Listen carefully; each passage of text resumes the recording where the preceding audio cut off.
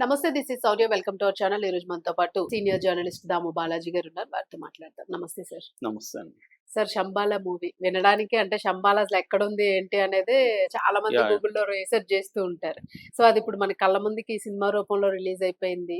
And అసలు story ఎట్లా ఉండబోతుంది? థ్రిల్లర్ ఇది ఏమైనా కనిపిస్తుందా? అండ్ ఎట్లా ఉంది సార్ రివ్యూ? యాహ్! 'శంబాల' అండి. ఇది ఆది సాయి సాయి కుమార్. హ్మ్. సాయి కుమార్ వాళ్ళ అబ్బాయి అది చేశాడు. అర్చన అయ్యరు, శ్వాసిక విజయ్, మధునందన్, తర్వాత హర్షవర్ధన్, రవివర్మ, మంచి కాస్టింగ్ అయితే ఉన్నారు. అలాగే టెక్నికల్‌గా వచ్చేసరికి యుగంధర్ ముని, శ్రీచరణ్ పకాల, ప్రవీణ్ డిఓపి, అంటే director of photography, Rajasekhar Mahidhar Reddy producer. హ్మ్.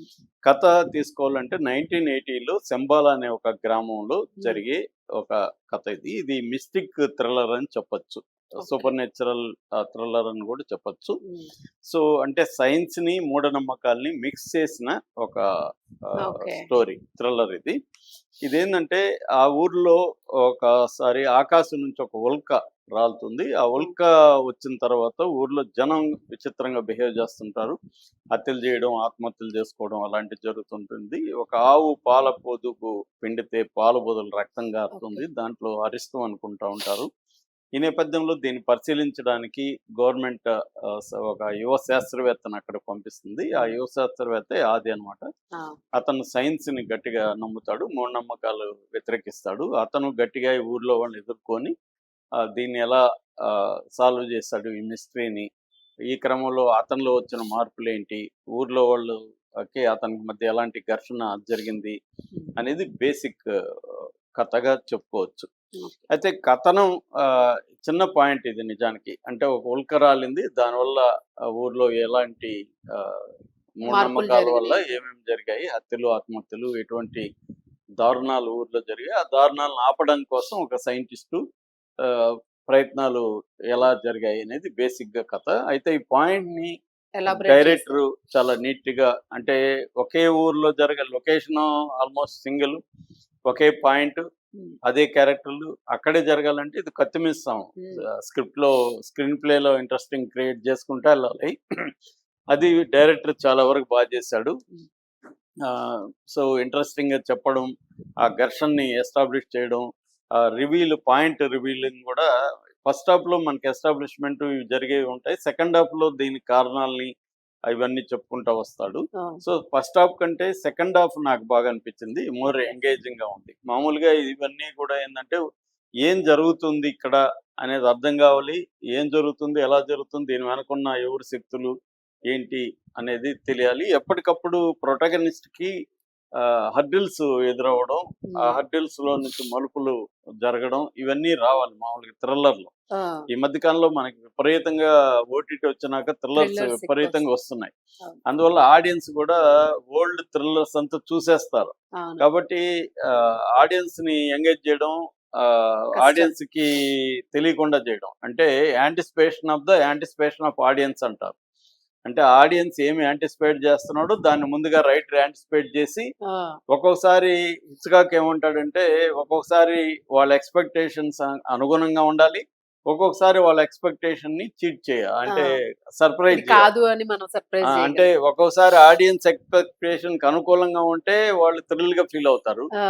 వాళ్ళకి హ్యాపీగా ఉంటది. నేను గూడా ఇదే అనుకున్నానని. అవును. ఒక్కొక్కసారి వాళ్ళు అనుకున్నది మనం బ్రేక్ చేస్తే సర్ప్రైజ్‌గా ఫీల్ అయ్యి థ్రిల్ ఫీల్ అవుతారు. 2 రకాలుగా గూడా. ఈ 2 హిచ్‌కాక్ చేసేవాడనమాట. ఆ! దీన్నే ఓపెన్ నేరేటివ్, క్లోజ్డ్ నేరేటివ్ అంటారు హిచ్‌కాక్ భాషలో. హ్మ్. ఈ 2 గూడా ఆయన చేసాడు. దీంట్లో గూడా అటువంటి ఎలిమెంట్స్ ఉన్నాయి. హ్మ్. చాలా ఇంట్రెస్టింగ్‌గా స్క్రీన్ ప్లేని తీసుకెళ్ళాడు. ఒకే పాయింట్ చుట్టూ ఉన్నా గూడా మనం ఎంగేజ్ చేసే విధంగా డైరెక్టర్ స్క్రిప్ట్ రాసుకున్నాడు. హ్మ్.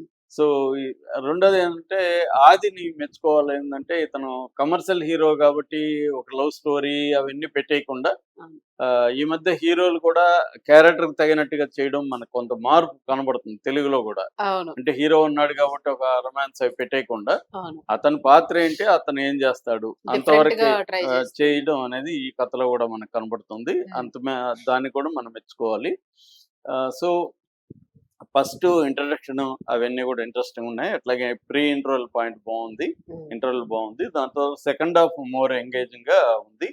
అయితే క్లైమాక్స్ లో కొద్దిగా తేలిపోయినట్టు అనిపిస్తుంది. అంటే ఓకే. ఇట్లాంటి వాటికి ఏందంటే మనల్ని ట్విస్ట్లు అండ్ టర్న్‌లు చాలా ఇంపార్టెంట్. అవును. ప్లాట్ పాయింట్స్ అంటారు. ఆ ప్లాట్ పాయింట్ పెట్టుకొని మా ట్విస్ట్ కనబడతా రావాలి. అటువంటి ట్విస్టులు పెట్టే స్కోప్ ఉన్నా కూడా దీంట్లో అవి చేయలేదు. హ్మ్. సో, అది ఇంకొంత చేసుండొచ్చు అనిపిస్తుంది. ఎందుకంటే ఇక్కడ నేను ఇందాక ఫస్ట్ చెప్పినట్టుగా లిమిటేషన్స్ చాలా ఉన్నాయి కథకి. ఓహ్! ఒకే చోట జరుగుతుంది. ఒకే పాయింట్ చుట్టూ జరుగుతుంది. ఒక మెయిన్ క్యారెక్టర్ చుట్టూ జరుగుతుంది కాబట్టి, ఆ లిమిటేషన్స్‌లో డైరెక్టరు కొన్ని చోట్ల సక్సెస్ అయ్యాడు. కొన్ని చోట్ల అంత సక్సెస్ కాలేదని ఎండ్‌లోని ఫెయిలింగ్ అంత అదే కొంచెం రెగ్యులర్ ఇది సాటిస్ఫాక్షన్. ఉంది.